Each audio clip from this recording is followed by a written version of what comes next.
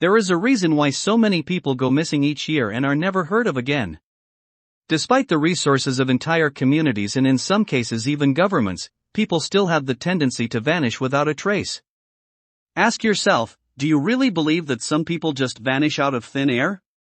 In some cases it does happen, but when you look at the amount of missing people that a country has per year, you should know that there is a reason for it.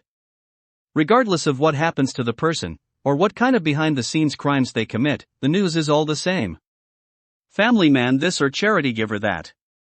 I will tell you up front, most of the people who go missing deserve to go missing. And I can speak confidently about this because I am one of the reasons so many people have gone missing. I am what you call a BHK, which stands for Bounty Hunter Killer. There is a whole community of us that operate on the dark side of the internet. The reason I have the K at the end of my title is because some of the best trackers and hunters don't have the morals to kill the people they find. This has never been a problem for me and I am quite glad that my conscience can take it.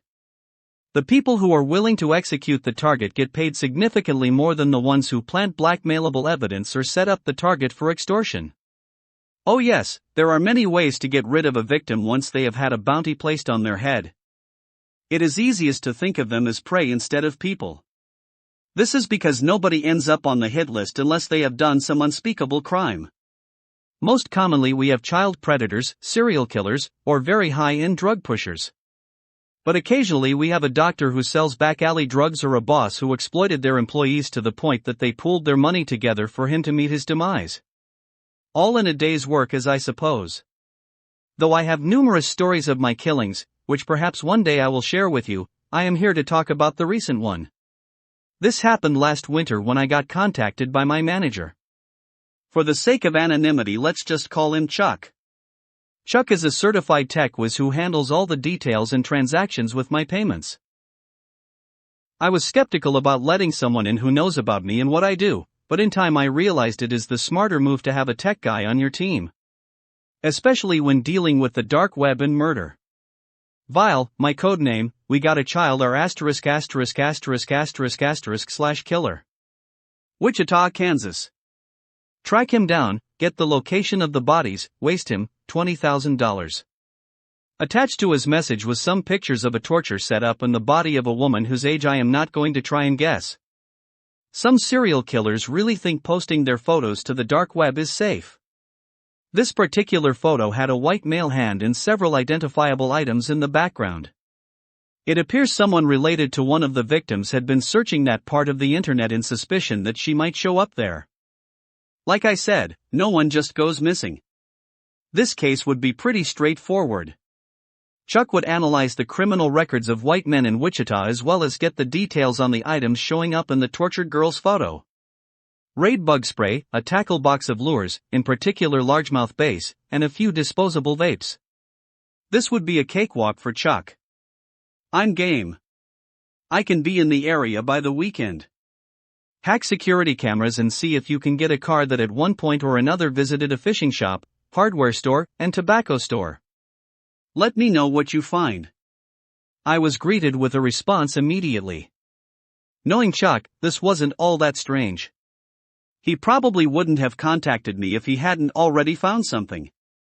Let's just say that Chuck enjoys the hunt as much as I do, just in a different way. 2017 red Hyundai Sonata going in and out of several of the shops. White guy too. License plate is unreadable from the cameras. I can give you all the roads where I lose him, luckily he passes tobacco and gifts every time he has movement. I think I can narrow you down to a few neighborhoods. Good luck. Ah yes, good old Chuck. Any mentioned details on how the child killer meets his demise? Make him suffer. This is how the conversation ended with me and Chuck. It was at this point that I headed down to my garage where all of my gear is located. It would be a bit of a drive to get to Kansas, so I would get ready early. Since this is the first time I am sharing one of my jobs, I will give you a rundown. In my garage I have a blacked out 2014 SRT Charger, all white with tinted windows. In the trunk I have my usual tools. Milwaukee chainsaw, 2 cases of table salt, Beretta plus silencer, tripod, duffel bag, and most importantly my Soviet WW2-era bomber jacket that I stole out of a Nazi's collection after he met his demise at my hands. This job was going to be creative though. I went to the back room of my garage and loaded up all the cages I would be needing. After getting everything aligned, I called it a night and got ready for next morning's drive. There are other trivial details that I could fill you in on, but we can skip to the good stuff. The real reason why I am sharing this and why you are reading this. Upon arriving at Tobacco and Gifts, I wasn't forced to play the waiting game long. I saw the red Sonata fairly early and copied down the license plate. It looked like he was heading back to the house or apartment where he lived. After getting the details to Chuck, I was game. Guy's name is Marvin. No criminal record, lives alone at. Google Earth shows that his driveway wraps around to a back basement entrance. I thought it would be tricky getting everything unloaded at his house, but I was in luck.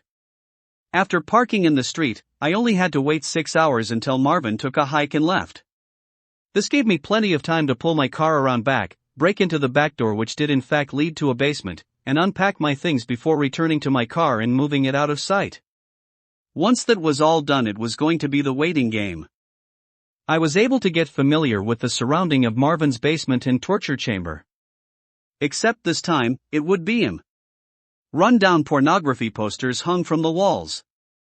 There was a strong smell of musty cigar smoke. I thought this guy was supposed to be a vapor? The rest of the room consisted of trash except one thing. There was a blood-stained table bolted to the floor with chains. This was the place where the woman's photos ended up on the dark web had met her fate. Alas, she will be avenged.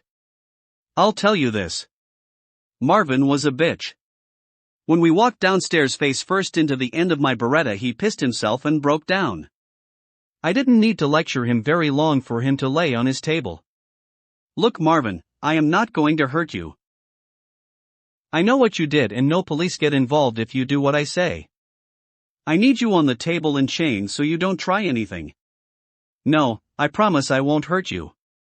This wasn't entirely a lie. I wasn't going to be the one to hurt him. Once Marvin was thoroughly chained up, I opened up my duffel bag and tied 4 tourniquets around each of his limbs. Next, I opened up the tripod and began to record. Lastly, I went to the cages in the corner that had my bomber jacket over them and brought them over to the table. 4 cages total. In the first cage is the infamous Arizona bark scorpion. I got it as a pet from an ex-girlfriend who ironically knew I loved researching arachnids. In the second cage is my Brazilian wandering spider. This one was actually tough to get, but I had a connection in Colombia I met from the deep web who dealt with exotic animals. In the third cage, the most boring in my opinion, is my pet rattlesnake. Eastern diamondback to be more specific. I call him Salty. And in the fourth cage is the non-lethal giant desert centipede. I will be honest with you, the thing scares the shit out of me. Even now I am a little wigged out that I have it in my house. Marvin at this point gets the gist of what is about to happen. He can't scream or cry because of the gag in his mouth, but the eyes say enough. I double-check the camera, make sure the tourniquets are nice and tight, then begin. I put on replica gloves and grab Sally first. I bring her over to old Marvin's right foot and get her all riled up. When she starts getting snappy, I let her sink her fangs into Marvin's Achilles tendon. I should mention that his feet and hands are white from lack of blood at this point, but his reaction says it all. I let Sally get a few more bites into his foot before I return her to her cage. Bark scorpion time. This one is simple because you just need to hold it by the stinger and stick it where you want. This one goes right into the whiteness of the bottom of his foot. Spider time. As I carefully pick up the wandering spider, it bites my gloved hand a few times. This is a bit of a bummer because I want her to save all of her venom for Marvin's right wrist. Either way, she gets a good few bites in that I think did the job. Lastly, we have a centipede. Now I have to admit, I wasn't going to be picking the thing up if I didn't have to. Marvin at this point was almost passed out, so before bringing him back to full consciousness I untied his hand and stuck it into the centipede's terrarium. After viciously attacking the hand, Marvin got all antsy and started fighting with me. It did him no good. Alright now Marvin, on the count of 3. I grabbed all 4 loose ends of the turn axe and smiled at the camera.